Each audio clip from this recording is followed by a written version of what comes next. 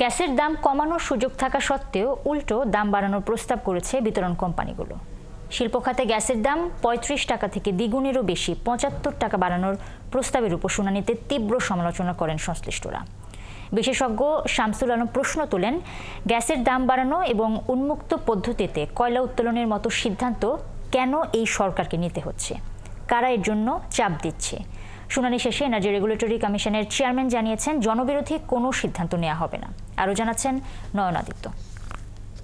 একনল hand wash ১০০% paraben free, তাই নিরাপদ হাতের জন্য আস্থা রাখুন একনলে। বাণিজ্যিক খাতে ব্যবহৃত গ্যাসের দাম নতুন সংযোগের ক্ষেত্রে ৩৫ টাকা থেকে দ্বিগুণেরও বেশি ৭৫ টাকার করার প্রস্তাব করেছিল বিতরণ কোম্পানিগুলো। এমন প্রস্তাবকে গণবিরোধী দাবি করে এই প্রতিবাদী মানববন্ধন।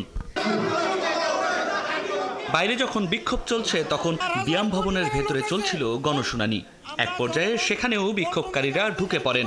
গণশুনানি বন্ধ করে গ্যাসের দাম বৃদ্ধির প্রস্তাব বাতিলের দাবি জানান তারা।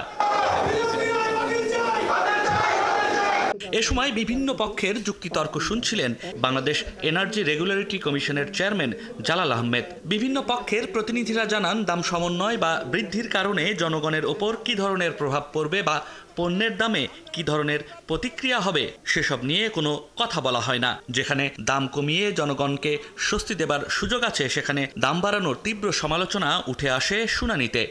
যে দাম আপনারা যে সমন্বয় বলেন, বৃদ্ধি বলেন না, এইটার জনগণের মধ্যে তার প্রতিক্রিয়া কি হবে এবং অর্থনীতিতে তার প্রতিক্রিয়া কি হবে, আজকেও আপনারা দেখছেন এইটার কোনো খবর খুঁজে পাবেন না।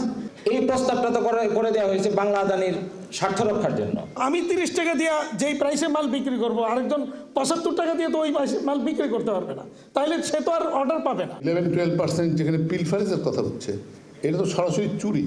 কোন রকম ব্যবস্থা কিনে হয়েছে আমাদের কাছে দৃশ্যমান হয়নি। এই শুনানি এটা বন্ধ করেন এই অর্থে যে দাম বৃদ্ধির শুনানিটা স্থগিত করেন।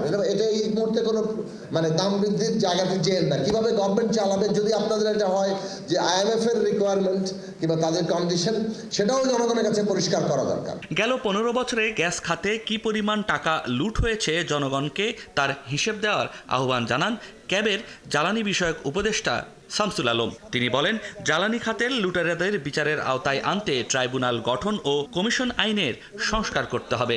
15% ভ্যাট আমদানি পর্যায়ে তুলে নিলে যেটা অবৈধ, এটা চলে না, আদালতের হিয়ারিং হলেই বাতিল হয়ে যাবে। সেইটা হয়ে গেলে ৩৪০০ কোটি টাকা, ৩৪০০ কোটি টাকা না ৫০০ কোটি টাকা বাসে, তাহলে সেটাতেই সমন্বয় হয়ে যায়।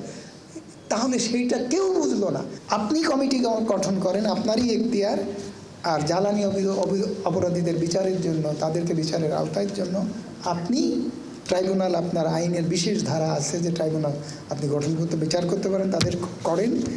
পরে বিইআরসি চেয়ারম্যান বলেন, সকল পক্ষের যুক্তি পর্যালোচনা করে পরবর্তী সিদ্ধান্ত নেওয়া হবে। এলএনজির আমদানি বাড়াতে হয়, price will go up. So এটা যেন না হয় সেদিকে আমাদের দৃষ্টি রাখতে হবে। আপনারা যারা বক্তব্য রেখেছেন তাদের বক্তব্য আমি উল্লেখ করলাম যে যেটা অত্যন্ত গুরুত্বের সঙ্গে আমরা নিয়েছি এবং সেটি আমরা কমিশন বসে আমরা এগুলো বিশ্লেষণ করব এবং আমরা আশা করি একটি সন্তোষজনক সমাধানে উপনীত হতে সমর্থ হব। প্রতি মাসে যে পরিমাণ গ্যাস চুরি হয় সেটি বন্ধ করতে পারলে গ্যাসের দাম বাড়ানোর কোনো দরকার হতো না বলে মনে করেন শুনানিতে যোগ দেয়া অংশীজনেরা। নয়ন আদিত্য, ৭১, ঢাকা।